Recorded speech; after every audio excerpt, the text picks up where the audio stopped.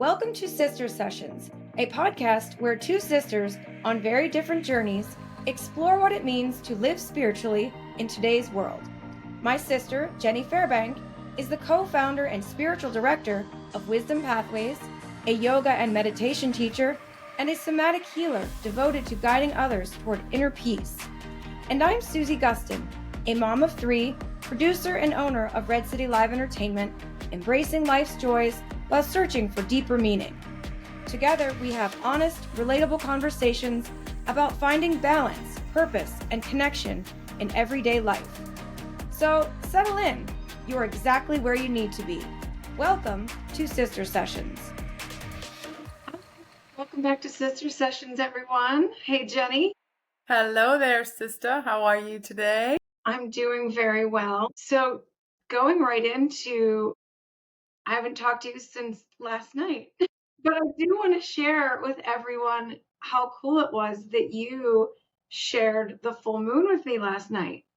The full moon, according to astrology and your astrologer that you follow regularly, the full moon was in Cancer, and it was stunning. It was. As I shared with you last night, I was just outside. It was dusk. It wasn't even dark yet. And there were just a few stars I could see in the sky. And I looked, and, on the right side of me, the sun was setting and the sky was beautiful, all these colors. And then, on my left, I'm seeing over the mountain ridge this bright light. I was like, what is that light? It was almost like somebody had a big spotlight on somewhere in the mountains. And I kept watching. And then I realized that it was the moon starting to very slowly shift, right? And we are moving, the earth is moving, and the moon is starting to rise over the mountain ridge. And I ended up recording it because I was in awe of how bright and massive it was. And I recorded it all the way until it peaked and I could see the whole moon. And then I had to call you because I just wanted to share it. And I was like, oh my gosh, look at this. Look at this.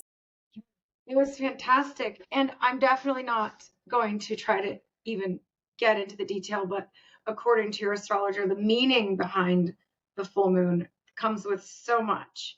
This particular full moon, which leads me to talk about the wildfires and in California, and how my heart is just, absolutely aching for all of these people that are there. I consider California my second home, being that I lived there for so long and two of my children were born there. That changes everything for you when you have, kids born in a specific place that will always feel like home. Watching everything has been very difficult. And I'm praying that in the next 48 hours with the winds changing, that they get a little grace from Mother Nature here. But any words on that for? Well, 2025, as a lot of people have been talking about, is apparently going to be a pretty big year. And no one knows really what's in store. We don't know until it comes. However, that it began with these wildfires is mind-blowing. And the fires of destruction, the word and kind of element that keeps coming up around 2025 for me, and from what I'm hearing, is destruction. Like the systems that we have had in place for 100 years or more are not working in this new age. We are in a flux of an expansion of consciousness, a flux on the planet of evolution. And I say flux because it's like we're unsteady in this new age. It is an astronomical science events that happen. The earth, as we've mentioned here in this podcast or in earlier sessions, right? We talked briefly about the Yugas and the cycles of the planetary movement in our galaxy in the center of our solar system, and all these these things. And there are many books and many ways that you can learn more about this. There's a book called The Yugas, Yugas. Joseph Selbie, David Met wrote this. It's beautiful. It gives very detailed reasons why things are the way they are and how things happen astronomically. And we've been in this transition for the past 200 years. These are long cycles that go in cyclical circles, right? So we're in the ascending age of what is called Dwapara Yuga, which is the age of energy. So that transition, we were in a transitional period for the last 200 years, and now we're kind of fully arriving in it. And you can see, we all know and see the technology is just booming, and more of our understanding around energy is coming to fruition. And we know things that we didn't know 200 years ago. Things are going to rapidly change in the next 5 years. AI is here and it is going to continue to grow. Apparently, between the time of 2025 and 2030, there's a massive shifts. And so here we are, the first week of when we were in the first week, which was just last week, right? The 7th of January is when these fires started. I don't know, who knows why exactly it has to be this way. I do know with every fiber of my being that there are no mistakes, that this universe is very divinely orchestrated, and everything that happens is opportunity and learning potentials and growth potentials. And not to say, this has been very difficult. We all feel on some level the devastation that's occurring in Los Angeles. It is absolutely terrible. So much loss, so much suffering, so much pain. And we don't want to take that lightly. And that's really hard on all of our hearts. Right. Whether we feel that consciously or subconsciously, we're all affected because we're all connected. There's not a separation. That's the illusion that we're in. Right. I think this is a beautiful opportunity to practice staying in light. Because, of course, surrounding anything this devastating, it's going to rumble up all the good and all the bad, and they're going to really start shining their lights. Well, the darkness and the light. And I just think this is a fantastic opportunity to just remember to stay in the light.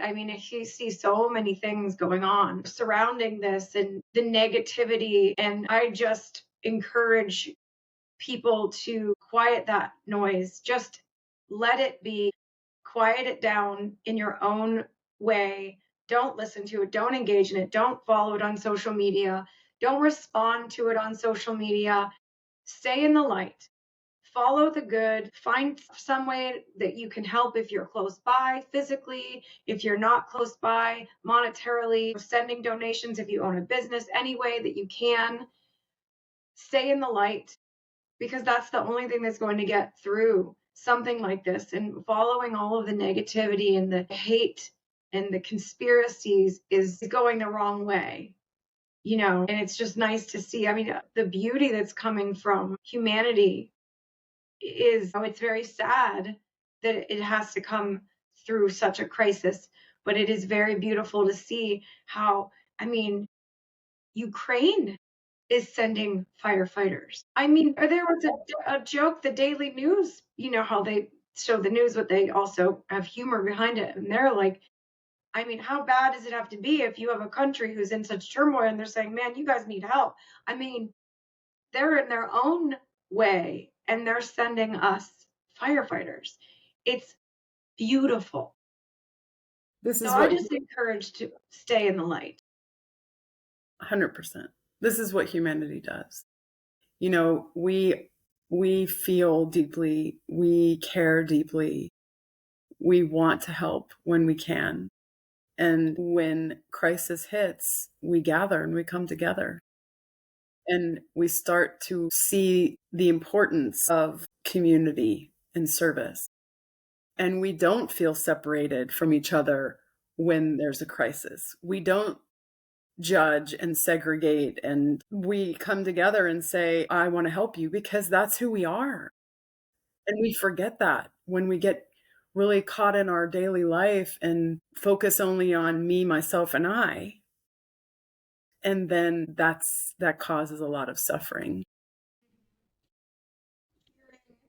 There are a lot of prisoners that are out there firefighting, and there's programs that they're in from prison that are in firefighting. And hearing one of the gentlemen on social media speak, one of the actual inmates was speaking on how this is making him feel. And there's been such a focus on the low pay that they're getting. The low pay, that's really been a focus on the low pay. And he even brushed that aside. He was like, yes, we're getting paid low. He said, but being out here and being treated like human beings, and feeling like heroes and feeling love from my community is life changing. And that alone was like, oh my gosh, what does that teach us about our prison system? You Oh, know? I mean, it's already just 7 days in, the lessons of life that are being brought to the surface is incredible. It's incredible. I am so happy you brought that up. And I didn't know that because, I I don't know. watch things. So I'm glad to hear what you're sharing, because I don't know what's going on in that regard. However, I don't even know what to say other than I want to just burst into tears, because I feel so much in my heart that, well, that's another system that is so very broken. The prison system, it's modern day slavery. It is not helping those humans. We know this. We need to do something different. We need to have programs that are going to assist in their growth and their understanding and learning why they did what they did was because they didn't know any better. And they thought that this was going to help them, whatever got them in prison, right? Whatever they did. And I see that changing. I know all of this is going to change. All of these systems in our culture that are not working for us, which is most of our systems, are going to break down, and we are going to rebuild in the highest way we can from where we are now in this level of consciousness. And that is so thrilling and exciting, and honoring right now that we're in the destructive phase, which is going to be difficult. So just know that the destruction is for a really good purpose, and we're going to rebuild in such a better way.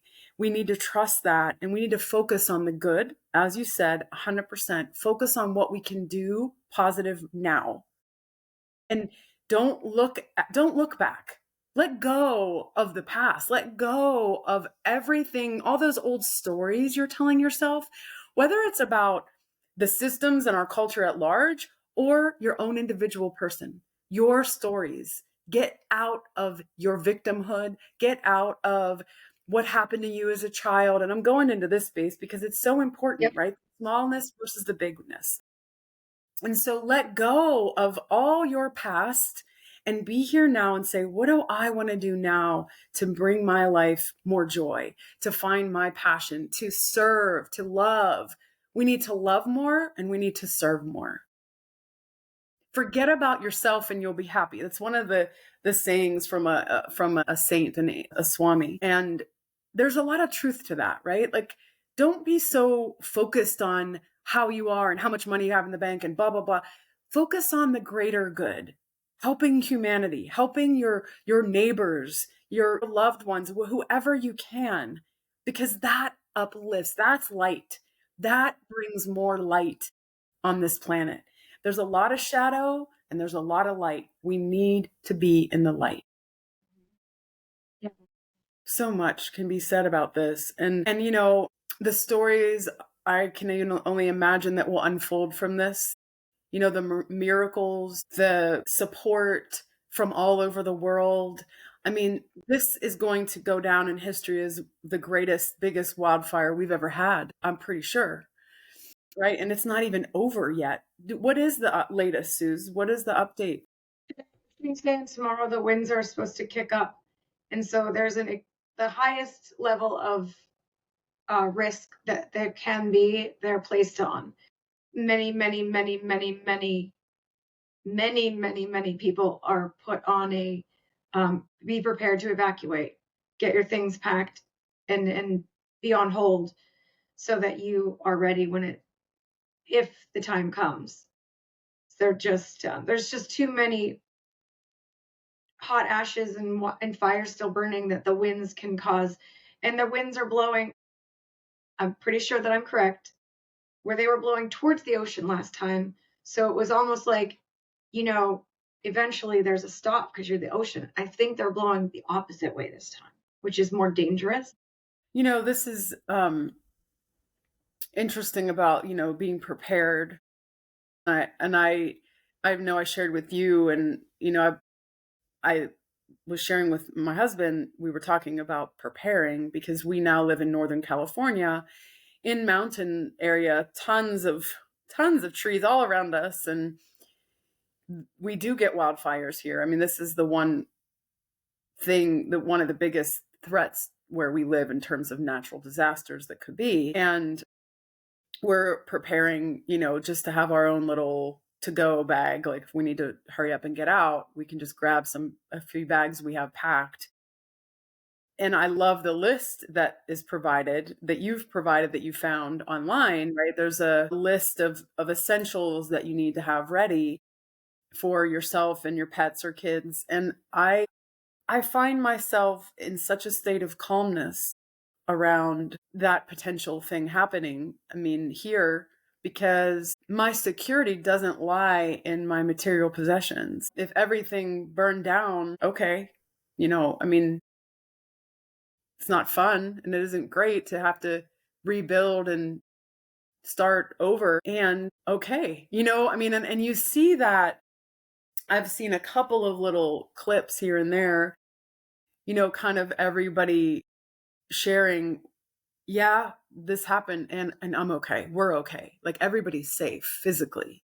And that's what's most important. I don't know what the death toll is, but I do believe it's been rising, huh? Yeah. Yeah. And despite the miles and miles of burning, there's been very few deaths. Last I saw it was 25 confirmed and still growing. They can't send in any dogs or anything to start searching because it's too dangerous still. Yeah. So they do expect that number to rise. Yeah. There are dozens of people missing. Wow.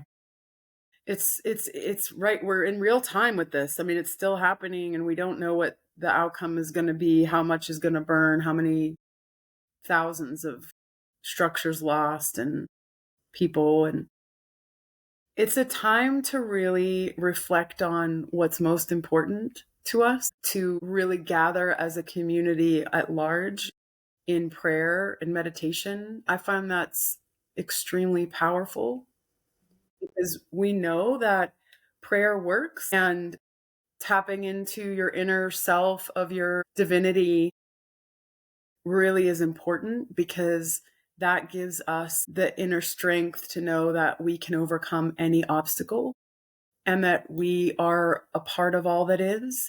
And so if we're living in the light and we're staying in a place of calmness and trust that we'll work this out, we'll figure this out together, that we can rebuild and rebuild even better. I mean, we have to stay in that positivity and we cannot be in fear, which is so important because then you are feeding the wrong timeline. You're feeding the wrong energy. You do not want to be in that fear. We need to move through that and be in a place of trust that there's a greater reality at play. We don't know what's going on, but we need to trust. And we need to know that no matter what happens, that our souls are always safe, cannot be destroyed. We cannot be destroyed. This physical form, yes, but this is not who you are. You are not this body. You are using this body as a gift. It is your temple in this life. This is a temporary experience. You are a divine being. You're a light. You are bliss. And when we really know that and embody that, then if your house burns down, no, it's not fun. Yes, it's terrible. And it really isn't nearly as important as what you're learning from it, what you're gaining on the other side of this. And I know we're not there yet. We're not on the other side of this. So I don't even want to talk about that yet. But right now, we're in it. And being in it means we need to trust and we need to stay in our light. And we need to say, okay, I don't know what's going on. I don't know why this is happening. It's really hard. And I know that I can get through it and I will get through it with the help and support of my friends and my family and the people who are supporting all over the world. So whether you live in Los Angeles or in the surrounding areas, or you live in another part of the world, we are all affected by this and we can all learn from it. Mm-hmm. So please don't be in fear. I mean, even like I have always felt in the last, well, actually since 2020 has been like, that was the start. A bird just flew into my window. I heard that. We probably get noise canceled from editing this, but I heard it. Yeah. As I just said what I said, a bird just flew at my window. There's signs everywhere. There are no accidents. Yeah. I saw this. I will post it on our Sister Sessions Instagram today, but I saw this picture of the universe, giant, unbelievably hard to even comprehend. And then it points to this little tiny spot and it says, there you are, paying your taxes, living in fear. I saved it, the picture. I was like, yes. I took a screenshot, so I'll post it for everyone to see, but it's true. Perspective. Perspective. It's the truth. I mean, when you look at it that way, I mean, you can't, that's what it is.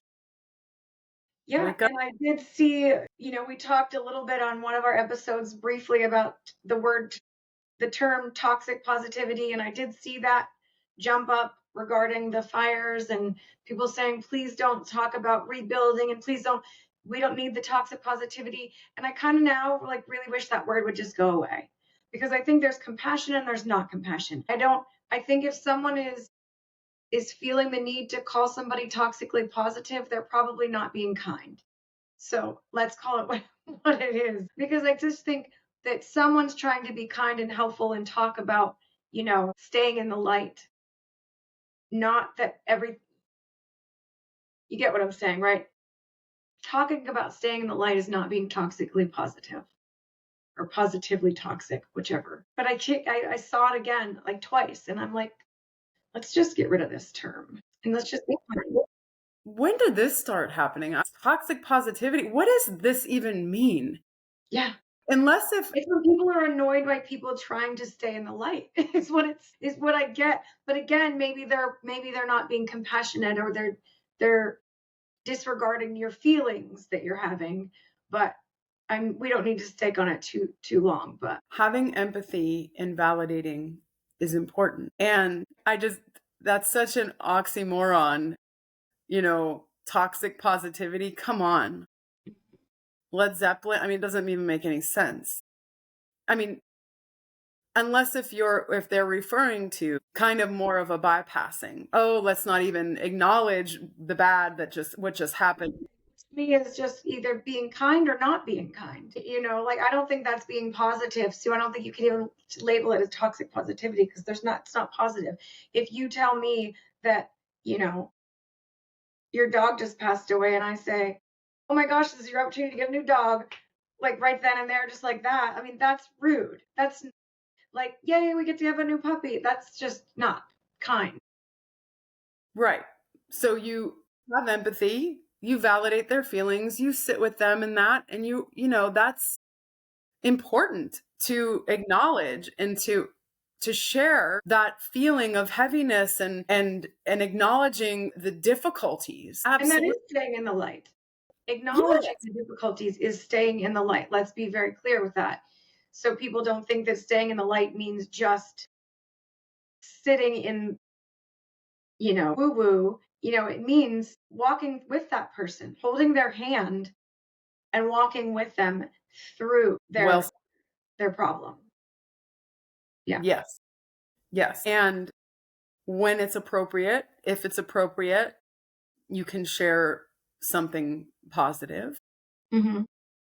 When and if people are ready. I just had a conversation earlier with someone about this. Like, just because I might know something to be true doesn't mean that it's appropriate to share it, right? Just because you know something about something, or, it's not always the right time. It's not always going to be received. And not that we will know if it's going to be received or not, but we can use our intuition a little bit more and really learn how to discern what is appropriate and what isn't. And at this moment, people who just lost their homes don't want to hear, oh, well, just rebuild, no big deal. No, that's not how it is, right? Oh my goodness. You see and you hear the people that are losing their homes that are like, we're rebuilding. They are themselves, the ones who lost everything, are saying, our community's coming together, we're doing this, and it's beautiful. We want to be an example to the world. Like, I'm hearing so much. That's staying in the light. That's what I'm talking about. And don't get me wrong, they're mourning, they're suffering at the same time, but they're saying, we're gonna keep moving forward because that's all we can do. And that needs to come from them directly, Right. not some outsider who's still living in their place in their beautiful home. Like, they have to find that inside themselves, and they are, and of course they will. I mean, I have no doubt that's because that's what humans do. Mm-hmm. And especially when it is a large group of people going through it together. I was going to say that when it's community and community comes together, it's amazing. It's healing. And that's what they need. Yeah.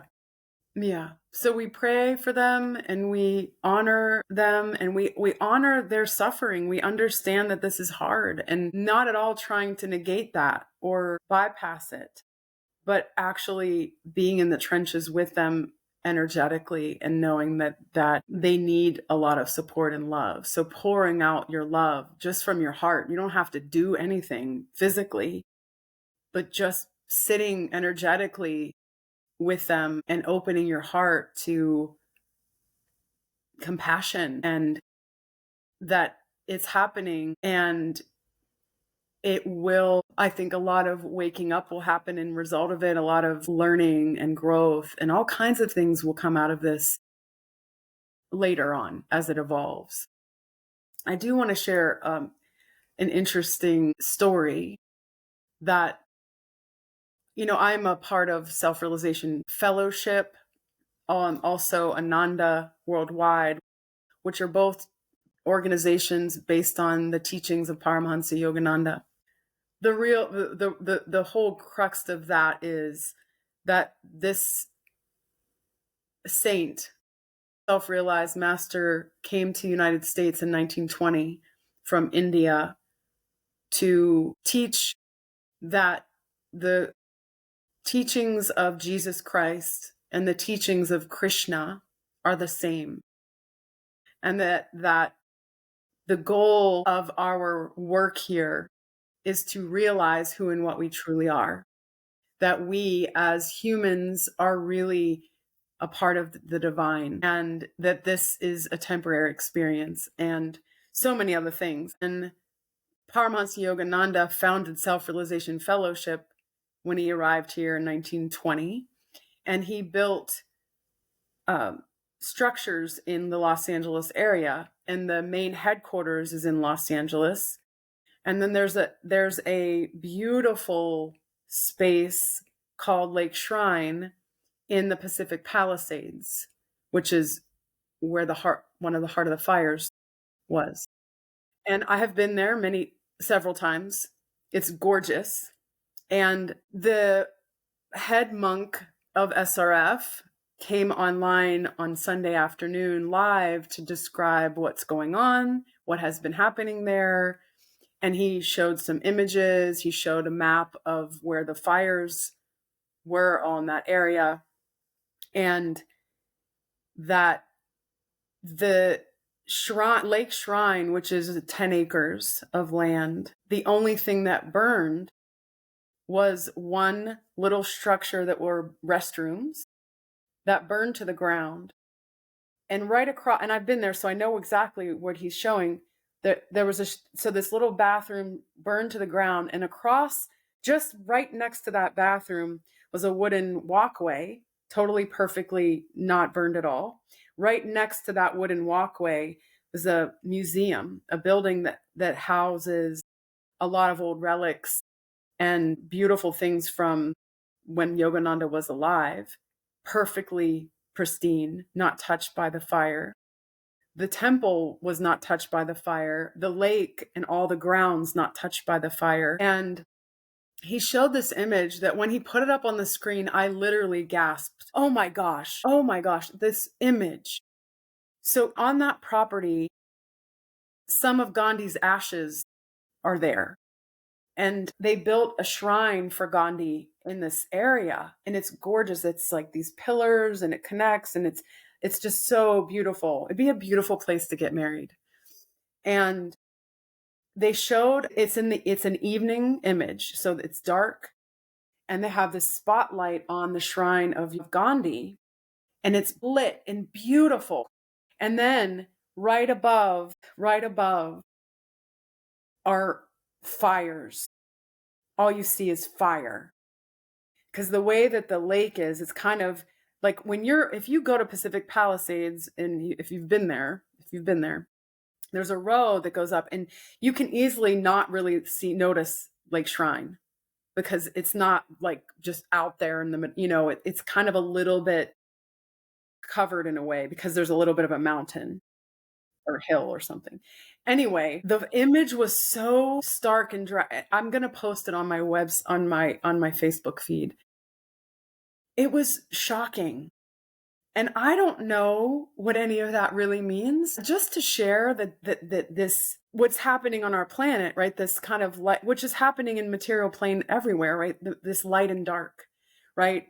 There's this beautiful stuff that happens on this planet, and then there's destruction, and then there's really dark stuff.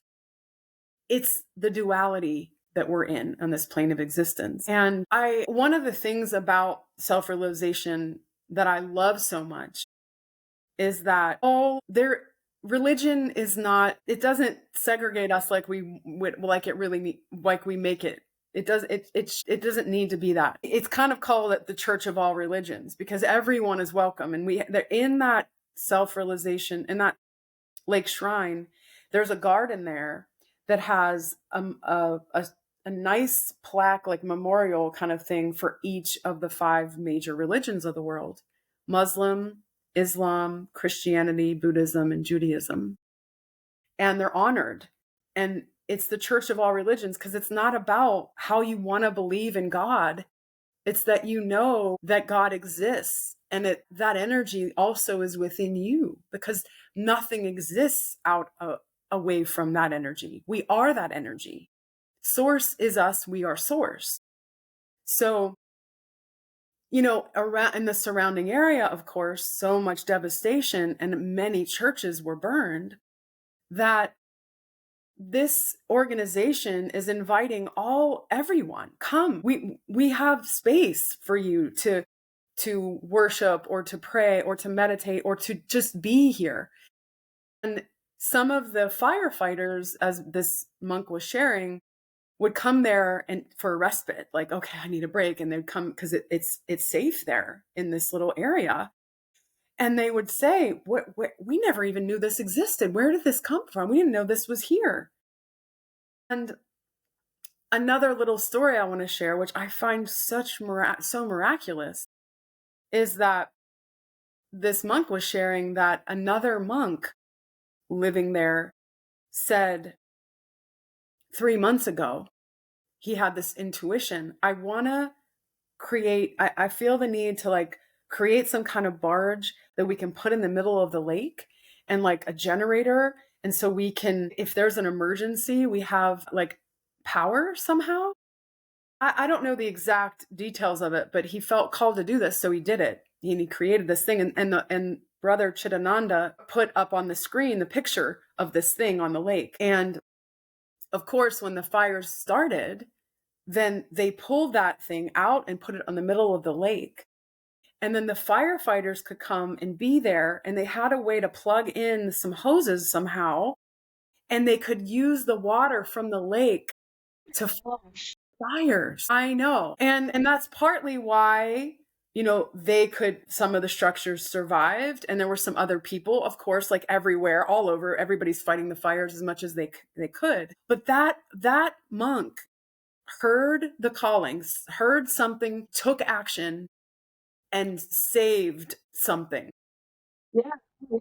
I mean, the power of your intuition and listening to your inner voice is everything. So remembering that there's a greater energy at play always. And I do want to say that there was one other structure that did burn down. So in that area, there was also, I think there were 14 monks that live in that. There's an ashram also there, and there was two different little places where monks lived, and one of the little areas that a building that the 7 monks lived, he said, that burned. So there was the one of the monks' quarters and one of the bathroom, but that was it. So nothing that was sacred in that Yogananda built burned. Who knows why or what? I mean, I'm not suggesting anything. I'm just telling you the facts. Right. But what I do really feel is so important is that we trust our intuition, and that we learn to discern what is our intuition versus what is our ego mind talking to us, right? And the intuition part of us, our higher self speaking to us, is usually very subtle and soft. And it can often be something we don't want to do, because we might need to put out a lot of energy or, certain things. But I'll tell you, if you listen to that, that's your soul, your higher self talking to you to tell you what is important and what's needed. When we're really listening to that part is never wrong. And it's never negative. And it's never fear-based. It is always light. And I am in awe of that whole story and situation. And we can be that beacon of light, and individually, for others and for the world, for the universe at large, because we are all connected. Like, I just can't say it enough. And we can't deny. I mean, we could try to deny it, and I know it's not, we can't prove it. Light. So In light. we don't know what's to come in this year, in these next years. But one thing that's vital is that we are in our community. We do help each other and support each other, and we can be vulnerable with each other, because therein lies the way to freedom in a big way, right? To honor where we are in our journey, and to keep working towards moving out of fear and letting go of our past stories that have been bogging us down and holding us back from opening our hearts and expanding our awareness. That's the whole point, is to expand our compassion and our awareness and our connection with everyone, to know that we are very powerful beings. We really are. We just forget, and we need to wake up. That is awesome. The story is great. Yeah, it's really powerful. And if anybody's interested in just listening to that story, you could go on YouTube and type in probably SRF, Brother Chidananda. It's right there, because he shared, and there's a lot of great images that he shared to see what's really going on over there. And what I mean, I don't know about today. That was Sunday, and a lot is changing rapidly. So I don't even know. I mean, they could end up all burning down for all I know. I don't know. That was Sunday. So I don't know. Yeah. Yeah, I know. It's wild times. Yeah, it is. And I don't even know what else to say about all that and the fires. I think we I mean, you said so much, and my message is staying in the light, and you elaborated greatly on that, and just keeping everyone in your prayers and not taking anything for granted, of course. Yeah, that's really something is hard to do, on a daily basis for a lot of people. It's just we get caught in the grind, and I get it. But gratitude is huge, and that you never know what tomorrow brings. And I don't care where we live on the planet. Doesn't matter where you live on the planet. Natural disaster can happen anywhere. Who would think? Who would think of fires at the beach? I mean, right where there's water everywhere. You never think of of a Yeah, fire. true. That whole line of PCH that is just completely destroyed. You would think that that would have been, God forbid, but you would have thought that if anything, that would have been destroyed by water. You know, Exactly. I used to live there in California, Southern California, and drove PCH all the time and spent lots of Sundays with my children in Malibu. And I mean, I remember just thinking of the beauty of the houses that were right there on the ocean, and also thinking, man, I wonder how they, worry much about water and getting destroyed by the ocean. And meanwhile, they got destroyed by fire, which it's hard to even wrap your head around, you know. Yeah. Yes, it's somber to think about. So, yes, again, honoring that we're in the middle of it at the moment, and honoring the grief and the loss and the tragedy. And we will be on the other side of this at some point, and we will rebuild, and we will look back and learn from it in some ways. Who knows what yet, but I don't see any other way but forward and keep growing from all that we experience. And this is going to be a year like no other from what everybody's saying. And be prepared. And being prepared is going back to being in the light, staying in the high frequency. And yes, also physically being prepared. Like my husband and I are doing with getting some bags together, that if we have to hurry up and evacuate, that we can just grab them and leave, and we don't have to scramble around, that we don't forget anything. Because when you're in that kind of a state, you're not going to remember the most important things. You're not. Yeah, there was a woman who had a family, and they packed all their bags, and when they got to the hotel, she realized she did not bring anything of her own. She forgot her own bags because she was worried about her family, and she said, all I have is what I'm wearing, literally, because I left all of my own belongings. Typical mom move right there. Yeah, definitely. So, Yeah. I remember just briefly whenever 9/11 happened, right? September 11th. And I was a flight attendant and I was 23? I think I was, no, I was I think I just turned 24. I was 24. And I, I was working that day, and I was flying from DC. I was in DC. I was flying from DC to Los Angeles. And at that point, my husband and I, we weren't married yet, but we lived in Los Angeles. And we were in the process of moving from Los Angeles over to Pennsylvania, right, to Pittsburgh. That weekend was my husband's best friend's wedding in New York City. Crazy stories, right?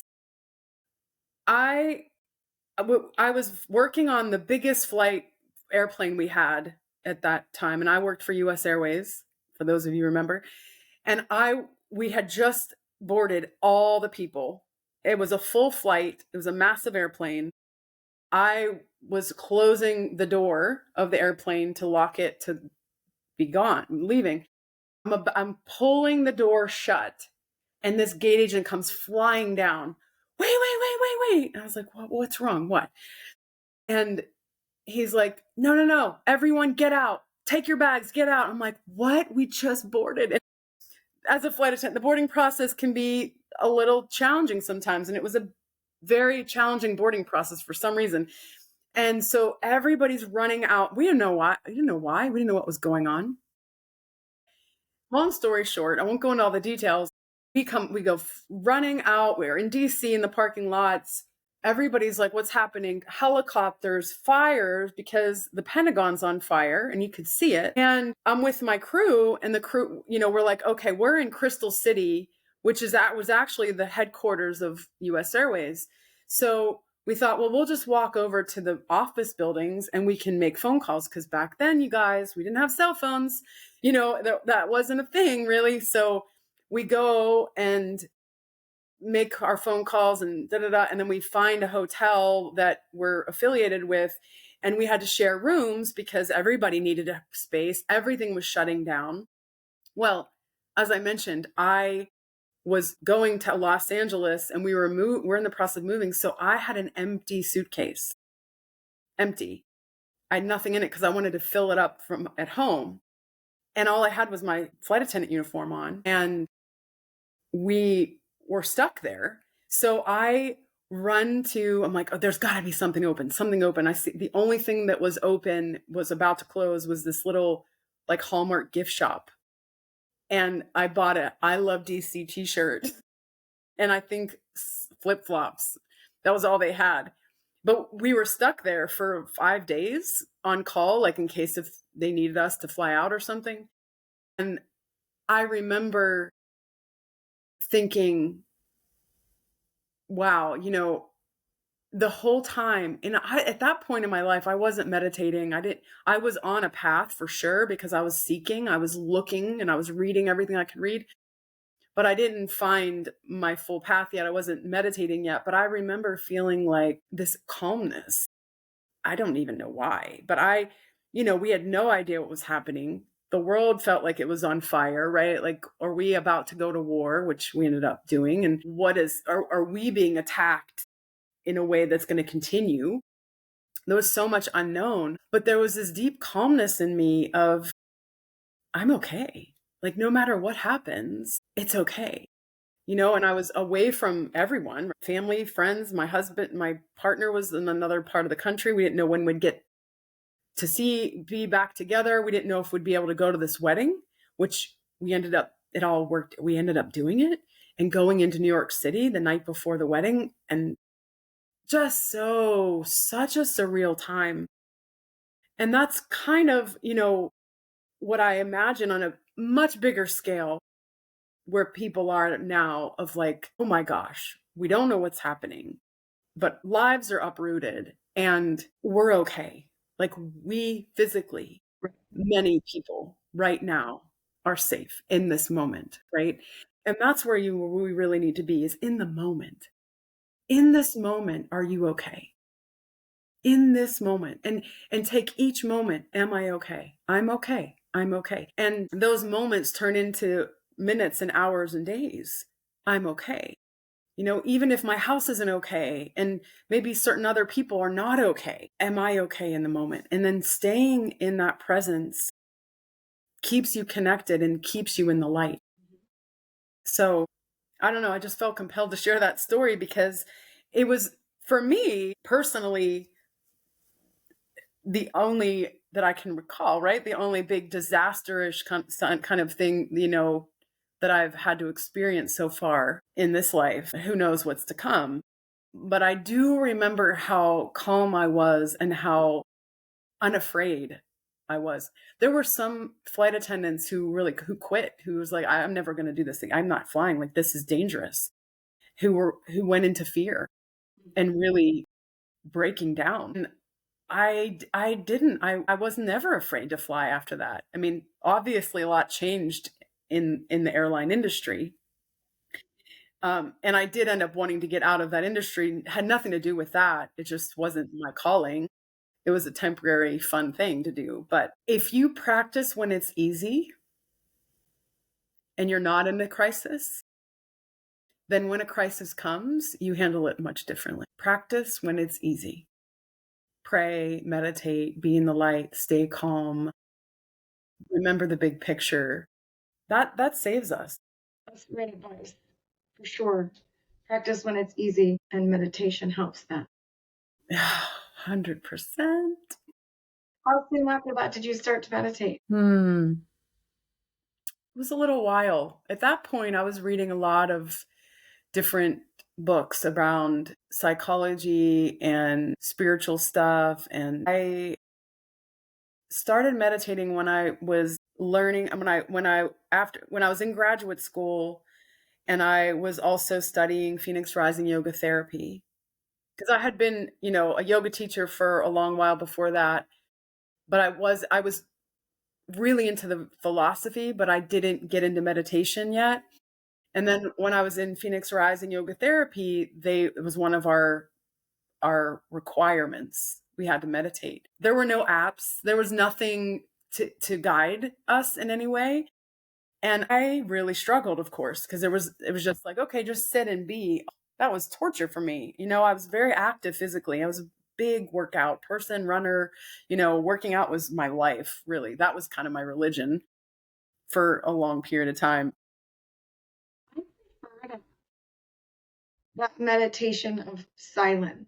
Well, that is the way, but when you don't know what that really Sure. is, Oh, maybe. there's get to that. There's techniques that I Mm-hmm. didn't know. Mm-hmm. So I probably started meditating when I was 31, around that. I'm gonna be 50 this year, so it's very difficult for a long time, and then it became easier and easier. I mean, Yeah. you always hear about it. Yeah, it takes dedication and it takes patience. Everyone likes to try to use the excuse, my mind's too busy. Everybody's is. That's not. That's the whole purpose, is to calm the busy mind. Learn how to calm. Well, not the whole purpose, but that is part of it, is calming the busy mind. It's observing it. Right. And when we observe it, that's naturally what happens. It But calms. when you try to calm the mind, that's the problem, Mm-hmm. right? So when you just kind of sit back and observe it and let it be and watch it, you're not involved, it naturally slows down. It's this connection with watching the breath and watching the mind. The mind and the breath are real connected. If you just observe the breath as it naturally comes in and out, and you're observing the thoughts that come in and out, the connection, then it just starts to slow. Because when you observe, it slows. It's a lot to it. It's yeah. I'm the biggest advocate, and I can just preach about it for hours. Yeah. Yes, you are preaching today, and I love it. You are. You are. But that's we're here to have a conversation, and sometimes it goes this way, and it's awesome. You have a lot of beautiful things to share, and it's very helpful to everyone. It's very calming, and it gives everyone hope. I hope so, but hope is everything, right? We need to have that. And I'm definitely, a learner and a seeker myself, and I don't know everything, that's for sure. And I'm no guru, that's for sure. I'm just really dedicated to helping other people wake up and dedicated to my own awakening. When you say stop, that's my favorite. I just want everybody to. And when you do, it's so freeing and it's so incredible to know the truth. It's truth. And we all know it inherently. Wake up, and the I'm just going. How do you feel then about the term woke? Not the same, correct? Our conversation system. Exactly. I do agree. Maybe we'll carry this on to the next episode. But that just made me think about people saying, oh, she's woke. Ah, da, da. There's a negative connotation behind being. So wait, stay tuned. We're going to go into being woke as opposed to waking up. Okay. Sounds like a plan. It is. It's a plan. We're gonna take that into the next episode. We'll talk about that in a few days. And in the meantime, we will continue to pray and hold in our hearts all of the people of California and all of the people that are flooding in to help and aid at the protection of the wildlife and the land and the people. And if you're watching this and there's anything that you can do, if it's donating $1, it adds up. If it's just giving lots of prayers and good energy, sending it their way, that also adds up in a huge way. So let's all stay in the light. And thank you, Jenny, for giving us more insight into ways in which we can stay in the light. And for, again, sharing your wisdom and love with us. Always. Love you all. And yeah, let's be in the light and take care of each other. All is well. Thank you for tuning in to this week's episode of the Sister Sessions podcast. If you found inspiration in today's conversation, we'd love it if you shared the episode with your besties, family, or even your favorite neighbors. We'll be back next week with more to share, but until then, remember, meditation is the key to unlocking your inner peace. All is well, friends. See you soon.